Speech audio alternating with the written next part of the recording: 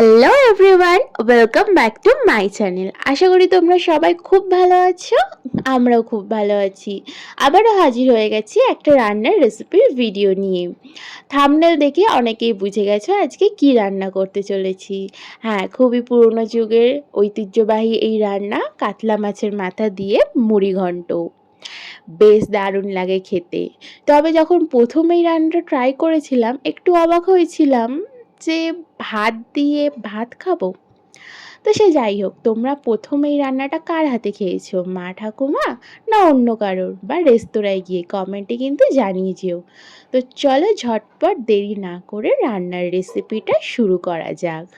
প্রথমেই একটা কাতলা মাছের মাথা নিয়ে নিয়েছি, সেখানে বেশ কিছুটা পরিমাণে মাছ সমেতই ছিল। মাথাটাকে ভালো করে ধুয়ে নিয়ে টুকরো টুকরো করে নিয়েছিলাম। তার মধ্যে কিছুটা পরিমাণে নুন আর হলুদ গুঁড়ো মাখিয়ে নিতে হবে। বেশ কিছুক্ষণের জন্য রেখে দিয়েছিলাম। তারপরে একটা কড়াই নিয়ে নিয়েছি, তার মধ্যে কিছুটা পরিমাণে সর্ষের তেল দিয়ে ওই মাছের মাথাগুলোকে একে একে ভালোভাবে লাল লাল করে কড়া করে ভেজে নেব। সবকটা মাছের মাথা বেশ উল্টে পাল্টে লাল লাল করে ভেজে নেওয়া হয়ে গেছে। এবার তেল থেকে মাছের মাথাগুলোকে তুলে নেব। ওই তেলেই কিছুটা আলু কেটে রেখেছিলাম, সেগুলোই দিয়ে দিলাম। খুব ভালোভাবে আলুগুলোকে ভাজা ভাজা করে নেব। একটা আলুকে আমরা 4-5 টুকরো করেছি ডুমো ডুমো করে কেটে।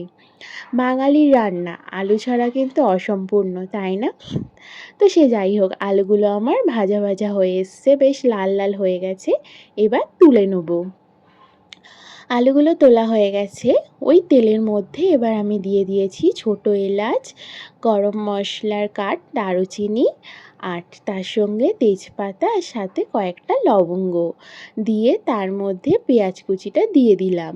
এবার সব কিছু বেশ নেড়ে চেড়ে একটু লালচে হওয়া অবধি অপেক্ষা করব। পেঁয়াজটা ভাজা হয়ে গেলে তার মধ্যে একটা গোটা টমেটোকে বেশ কয়েক টুকরো করে দিয়ে দিলাম। টমেটোটা যাতে নরম হয়ে যায় সেই কারণে বেশ কিছুটা পরিমাণে নুনও দিয়ে দিলাম।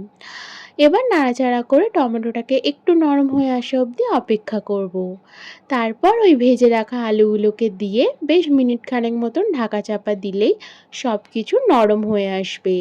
ঢাকনা খুলে তার মধ্যে পরিমাণ মতন আদা বাটা আর রসুন বাটা দিয়ে দেবো। সব কিছু দিয়ে মশলাটা কষতে দেবো। একদিকে মশলা কষছে, অন্যদিকে মা গোবিন্দভোগ চাল নিয়ে নিয়েছে। চালটাকে বেশ ভালোভাবে ধুয়ে নিতে হবে।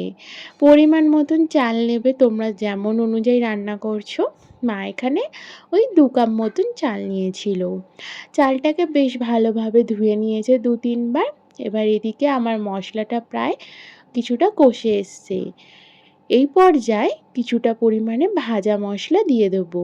ভাজা জিরে, ধনে গুঁড়ো দিয়ে দিয়েছি, তার সাথে গুঁড়ো মশলায় দিয়ে দিচ্ছি হলুদ গুঁড়ো আর ঝালের জন্য শুকনো লঙ্কার গুঁড়ো 1 চামচ মতন দিয়েছি। সব কিছু দিয়ে নেড়ে চেড়ে এবার মশলাটাকে কষাতে দেবো। এখানে আমার মশলাটা বেশ শুকনো হয়ে গেছে, কড়াই লেগে যাওয়ার জন্য ভয় আমরা দিয়ে দিয়েছি 2 চামচ মতন একটু গরম জল, যাতে মশলাটা কড়ায় লেগে না যায় আর খুব ভালোভাবে কষে আসে। মশলা কষার জন্য কিছুক্ষণ অপেক্ষা করব। আর ওই আগে থেকে ভেজে রাখা মাছের মাথাগুলোকেও দিয়ে দেবো। মশলার সাথে মাছের মাথাগুলোকেও ভালোভাবে কষিয়ে নিতে হবে। কিছুক্ষণ নাড়াচাড়া করে আগে থেকে ধুয়ে রাখা ওই গোবিন্দভোগ চালটা মশলাটার মধ্যে দিয়ে দেবো। আলু, মাছের মাথা, চাল, মশলা সব একসঙ্গে নেড়ে চেড়ে বেশ ভালোভাবে মিশিয়ে নিতে হবে। ও হ্যাঁ, ওই মাছের মাথাগুলোকে কিন্তু খুন্তির কোনা দিয়ে ভালোভাবে একটু টুকরো টুকরো করে দেবে। এতে কিন্তু স্বাদটাও বেশ ভালো আসবে। মাছের মাথার যে ঘি, এর ফ্লেভারটাও সব কিছুর মধ্যে মিশে যাবে। মশলাগুলো কষানো হয়ে গেলে এবার দিয়ে দিতে হবে পরিমাণ মতন গরম জল। যতটা পরিমাণ লাগবে ততটাই দেবে, যাতে চালগুলো ভালোভাবে সেদ্ধ হয়ে যায়।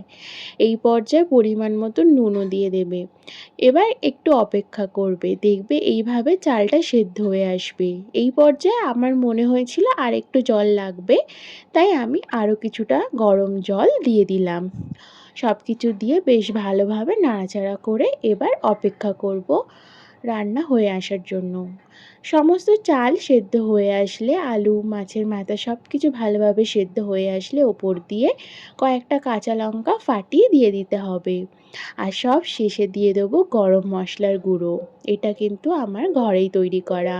মা ঘরে তাওয়াতে সব কিছু গরম মশলা দিয়ে গরম করে মিক্সিতে গুঁড়ো করে নিয়েছিল। সেটা ছড়িয়ে দিয়ে বেশ ভালোভাবে মিশিয়ে নিতে হবে। সমস্ত কিছু মিশিয়ে কিছুক্ষণ অপেক্ষা করলেই দেখবে তৈরি হয়ে যাবে এত সুন্দর মুড়িঘণ্ট। বিশ্বাস করো, খেতে খুব সুন্দর হয়েছিল। যারা পছন্দ করো তারা তো জানো এর স্বাদটা কত সুন্দর। গরম গরম ভাতের সাথে গরম গরম মুড়িঘণ্ট সার্ভ করতে পারো, অথবা যারা রুটি পরোটা খেতে ভালোবাসো তার সাথেও কিন্তু তোমরা এটা খেতে পারো, বেশ ভালো লাগবে। তো চলো, আমার রান্না কমপ্লিট। তোমাদের ভিডিওটা কেমন লেগেছে কমেন্ট করে অবশ্যই জানিও। ভালো লাগলে লাইক আর চ্যানেলটাকে সাবস্ক্রাইব করতে ভুলো না। টাটা।